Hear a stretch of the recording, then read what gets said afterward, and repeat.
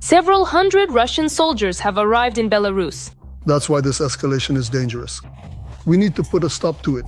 But of course, they didn't just arrive for no reason, but according to schedule. Joint exercises between Belarus and Russia are planned for September. That's why they're moving around. The arrival of the first hundreds of servicemen and several dozen pieces of equipment was reported by the spokesperson of the State Border Guard Service, Andriy Demchenko. However, their number is not large.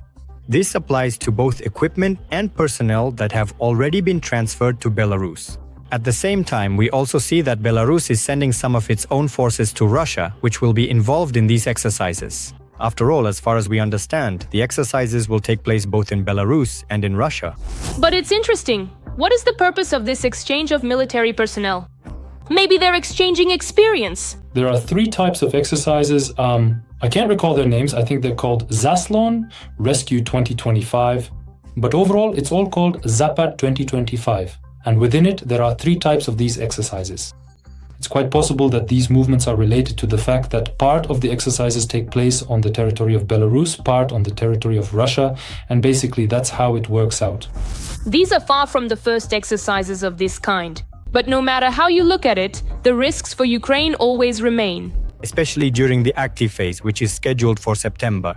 The risks and threats to our country will increase. Nevertheless, Ukrainian intelligence is closely monitoring the movements and actions of Russian troops in Belarus. But can we really say that these are just routine exercises? If the number of these troops being moved to Belarus exceeds, say, 5,000, getting closer to 10,000 or more, that will mean, oh, something is definitely brewing here. The Russian Federation probably has some kind of plan. Again, if it's 3, 4, maybe 5,000 people, then, well, that doesn't really mean anything at all. Well, I ask, this is just some kind of trivial matter. There's no talk of any invasion at all. Of course, in Moscow itself, they claim that the exercises will supposedly be purely defensive in nature and are aimed at practicing actions in the event of possible aggression against the so-called Union state. There will be no structures left. The Russians will quietly bite off, seize all of this, and then move on. They'll go further and reclaim more. They'll take it back. Well, yes, they'll take it back. They'll take it back. That's it. But even if not for Ukraine, the risk is just as great for the Baltic countries. After all, the Russian Federation has already started jamming communications there. The Estonians say a third point has appeared. That's 20 kilometers from the city of Narva. Narva is an Estonian city. Yes, it's disputed, but the Russians have set up a new point 20 kilometers away, and now the scale of these electronic warfare systems operations has grown even more. As for me, this really is a threat. And the Russians also boasted that if they turn on all their electronic warfare systems at once, they'll jam communications so thoroughly that no one in these Baltic republics will be able to get in touch, no one will be able to transmit information. And at that moment, our troops will move in and do what was once done in Donbass. But the commander-in-chief of the Ukrainian armed forces also voiced his suspicions. Syrskyi warned that under the cover of these exercises, an offensive troop grouping could be formed. In other words, if such a quantity of shells is detected, tens of thousands or even 100,000, that's a bad sign. If field hospitals are being set up, a large number of field hospitals, not just, say, some soldier accidentally shoots himself in the foot and goes to the infirmary to get bandaged. But if there are many hospitals, those tents, then, that means something. Some kind of intercepted communications. Someone carelessly makes a call, say the radios aren't working, so he picks up the phone and, let's say, calls his wife.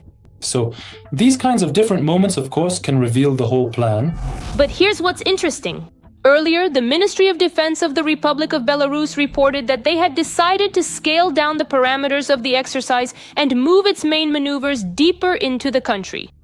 And all this was done so that the world could see the sincere, peace-loving stance of the Republic of Belarus. On the one hand, that sounds like, okay, not bad, thank you. But if you open up a map and measure the Republic of Belarus with a ruler, both from south to north and from west to east, Belarus is the same. It's approximately 500 kilometers. Imagine that this distance is about 250 kilometers, roughly speaking. Well, how long would it take to cover that?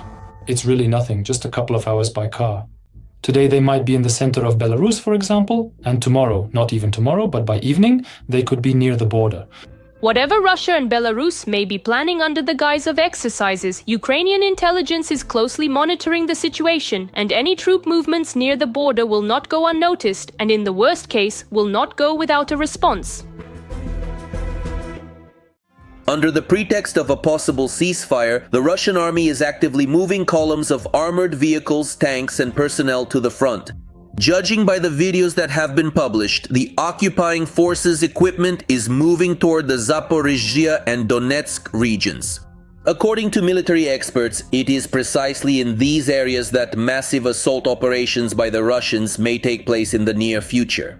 Right now, the degree of implementation is far from, let's say, the planned objectives, thanks to the heroism of our defenders. But they might say, let's exchange these pieces of territory. We will completely leave the Sumy and Kharkiv regions. And you please hand over to us what we have written into our so-called constitution. Pieces of the Donetsk region, Donetsk, half of Donetsk that remains there, about 30 to 40%, half of Kherson and Zaporizhzhia regions. That's the kind of conversation that could take place. The Russian dictator is also putting pressure on Ukraine at the diplomatic level. Despite not having much success on the front line, Putin still does not give up hope of grabbing more and more pieces of Ukraine for himself. He wants to trade a pause in the war, in the killings, for the legalization of the occupation of our land. He wants to gain territorial spoils for the second time. He was allowed to take Crimea, and that led to the occupation of the Donetsk and Luhansk regions. He did not receive a preventive punishment when he assembled a contingent on our borders. This led to a full-scale war and the occupation of even more parts of Ukraine. Now Putin wants to be forgiven for seizing the south of our Kherson region, Zaporizhzhia, the entire territory of Luhansk, Donbass, and Crimea. We will not allow this second attempt to divide Russia. Knowing Russia, where there is a second, there will be a third. That is why we stand firmly on clear Ukrainian positions for Ukraine. Every voice matters. Join our community, support independent journalism, and help us bring you the truth from Ukraine. Become a member of Ukraine today. Join us now. If Putin does not want peace, he must be made to want it.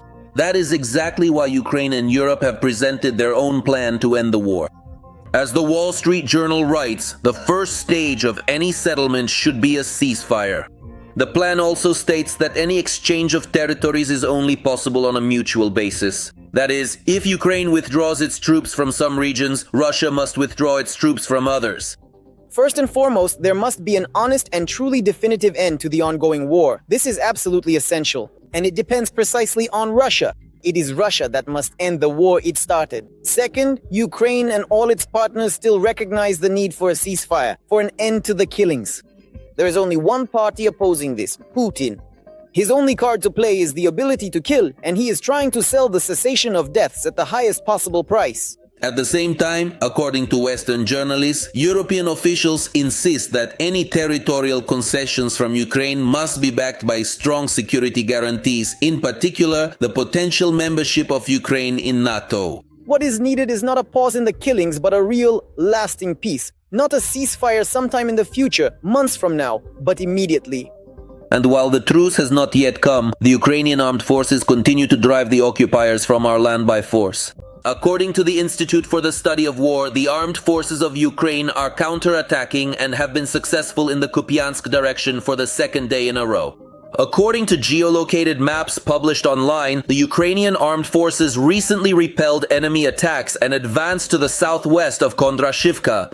In the previous day's report, analysts also stated that the Ukrainian side had advanced to the southwest of Rodkivka, which is north of Kupiansk. In addition, our defense forces have liberated and completely cleared the settlement of Besalevka in the Sumy region. According to the General Staff, the operation involved units of the 33rd Separate Regiment and the 24th Separate Assault Battalion. As a result of the operation, the enemy suffered significant losses. Meanwhile, the occupier is already close to semi-encircling the Pokrovsk-Mirnohrad agglomeration, military analysts unfortunately report. In the Radinsky area, the enemy has advanced a good 4 to 5 kilometers. The main fighting is now taking place near the railway on the Dorozhne-Radinska stretch. Geographically, the military formation is not yet surrounded, but the logistics have been almost completely cut off, and bringing anything in or taking anything out is already impractical. Well, it's becoming impossible. The Russians also tried to break into Pokrovsk itself. Out of 150 occupiers, only about 30 made it to the city. but even they ultimately achieved nothing. Nevertheless, military experts do not rule out that the Ukrainian armed forces may be forced to leave the city if the occupiers' onslaught does not subside. However, for now, there are no signs of this, and our defenders are bravely repelling the enemy's assaults. If it unfortunately turns out that we absolutely have to leave the strategically important city of Pokrovsk, then an extra 2 or 3 additional days, or even a full week, of our brave troops remaining steadfastly in the city and subsequently retreating in an organized manner does not, in any conceivable way, truly justify itself or the potential significant losses involved. Over the course of a year of fighting near Pokrovsk, quite a lot of enemy manpower and equipment has been destroyed, so to speak. One could say that Pokrovsk has already fulfilled its military mission several times over. So let's approach this calmly. In war, sometimes you have to retreat in order to move to other positions where it might be easier to hold the defense. No gates are being opened, no open spaces where the Russians can make significant advances, nothing of the sort. However, the situation for the residents of Erefia over there beyond the curb is, to put it mildly, not great either. Russians, like Ukrainians, are getting used to living under constant shelling. But unlike the Russian army, the Ukrainian armed forces strike exclusively at military targets, not at civilians like Putin does. Late last night, the Saratov region experienced an incident involving unidentified aerial vehicles. These drones launched an attack, causing concern and requiring investigation into their origin and the full extent of any impact. Authorities are currently assessing the situation and gathering more information about this event. Russians are widely complaining about explosions and a fire in the regional center near the local oil refinery, which became a legitimate target for the drones. God, please help us all. What should we do? According to Russian media, a whole series of explosions, about 8 in total, went off over Saratov and Engels last night. Russians claim that air defense systems were supposedly operating and flashes could be seen in the sky.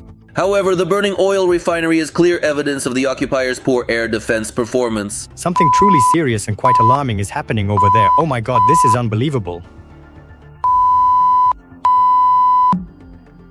Temporary restrictions on the arrival and departure of aircraft have been imposed at Saratov airport. In addition, the governor of the Russian region announced the threat of repeated drone attacks.